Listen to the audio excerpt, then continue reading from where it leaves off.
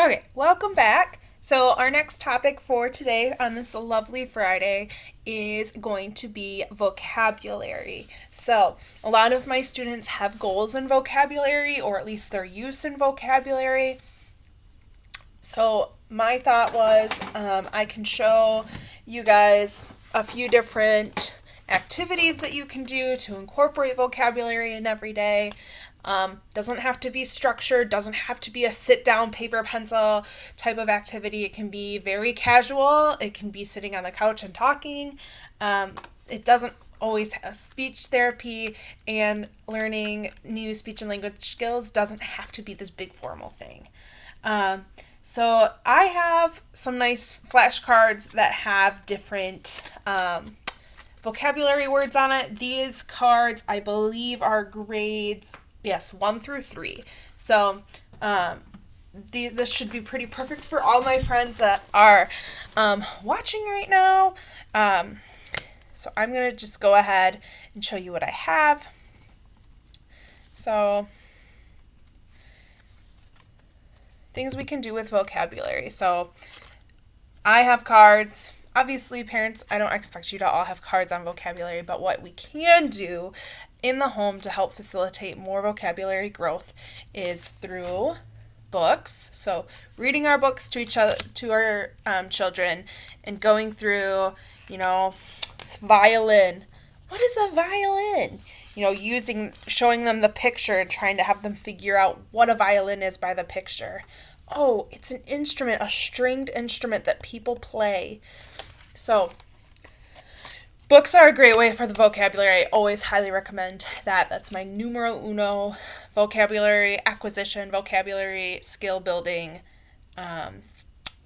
key. So that's one. Another way too is what you could do is there's a lot of free websites on the web that have vocabulary lists for grade. So you could find your child's grade. They'll give you a list of the whole vocabulary, and you could make flashcards with your child and go through them. Obviously, they're not necessarily learning it, they're just memorizing. Some children do learn from memorization, though, so I'm not going to totally say that is not right, but that is an option as well to practice vocabulary. A lot of students are visual learners, so having a picture to go with the vocabulary word. Something I might recommend too is using Google.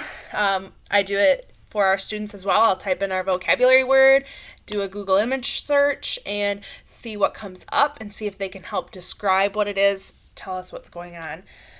So I'm just going to use a random vocabulary word I have here. So illustrator. So we can use our book for this. An illustrator. So typically an illustrator is going to have illustrated by. I'm going to assume this one on the bottom is, because usually the second listed name is the illustrator. So Guy Parker Reese is our illustrator. Well, we know the author writes the book. What other parts of the book need to get done in order for us to have it in our hands? They need to draw the pictures, right? So the illustrator is the person that draws all the pictures for our books. Another way we could do illustrator. I got all my materials. Here's our picture of our illustrator. We can use our EET tool. I haven't brought this in yet. I'm going to do a whole lesson on it, probably next week, I'm hoping. So this is basically a description activity. So how do we describe things? So green group, what group might an illustrator go into? I would put them in the book group, probably. They all belong to the books. Do, what does an illustrator do? Well, we know what he does now, right? He draws pictures for books. What does an illustrator look like? White, with the eye. Look, what does it look like? Well, it's a person, right? It's a person. It can look like anyone. Anyone can be an illustrator of a book. This one's going to be a little tougher. What is it made of? What are some parts of an illustrator? You can get really broad with these. Sometimes I do skip them with students depending on the topic. An illustrator is made of a person, so whatever a person's made of. Pink parts, parts of an illustrator, definitely creativity could be a part if you want to get really open with that. White, where do we find an illustrator? Well, we can find an illustrator's name on a book. An illustrator probably works at home. They might work in an office. So that's where they could be. And anything else we know about an illustrator? I don't personally know any book illustrators. So that's my fun fact. But maybe you know somebody that's illustrated for a book. Another good tip for vocabulary acquisition is describing activities, which we'll get into more. Also, this is just going to be for my littles. So, describing activities, but also just practicing simple vocabulary words, naming simple objects. This is for my younger kids, so my kinders, my first graders who have difficulty just naming things. Having these are flashcards I got, I think, at the dollar store. They're really simple. Juice. Tell me what color is the juice box? What shape is the juice box? What's this? It's a boat. What do boats do? So lots of ways that we can engage our children in with language with pretty simple tools. Now, I don't expect anyone to go out, like I said, and buy anything. We're supposed to be staying within our home, so use what you can.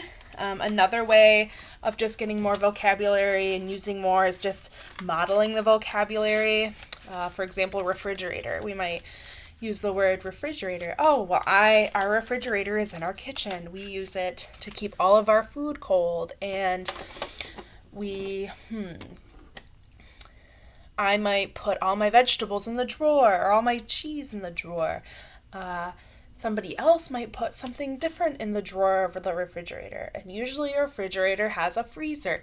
And a freezer, and so we can just build off of this and explain it and show the child. So bring the child to the refrigerator. Maybe it's lunchtime. Maybe it's snack time. Maybe it's time to go into the fridge. So we're talking to them about what we're doing. The more you talk to your child, the more input they're going to get, the more of an adult model they're going to receive, and that's really good for them. On top of a, same age peer model, obviously they can't all get that right now, but we have to do what we have to do. Another activity for describing, naming, is just giving similarities and differences within pictures or different objects. So you might put two objects in front of your child and say, how are these things the same and how are they different? I have some flashcards here as well that we can use just as an example. I could also I have a blanket over here and another blanket right here. I could say they're the same because they're both blankets. How are they different? One's purple and has my cat on it, and one is blue and does not have my cat on it. These cards, I think I got these at Target or the dollar store as well. So what's the same? We could say, oh, these two fish are the same. What's different? Oh, this ice cream cone doesn't have a match. It's different because it's an ice cream cone. We could say, oh, these turtles are all the same because they're turtles, but this one is different because it's smaller. So just little ideas, little activities to get more naming, describing, vocabulary. For students who have goals in vocabulary, there should be a vocabulary activity within the packet to do. And I may have also put a vocabulary sheet in. Oh, everyone say hello to Loki. He's probably just going to lay back down. Anywho, I hope everyone has a splendid weekend. I hope this was helpful. If you have any questions, always feel free to reach out. Office hours are 11 to 1 o'clock, Monday through Friday. And so I am fully available at that time. So have a great weekend, stay safe, and I will see you on Monday.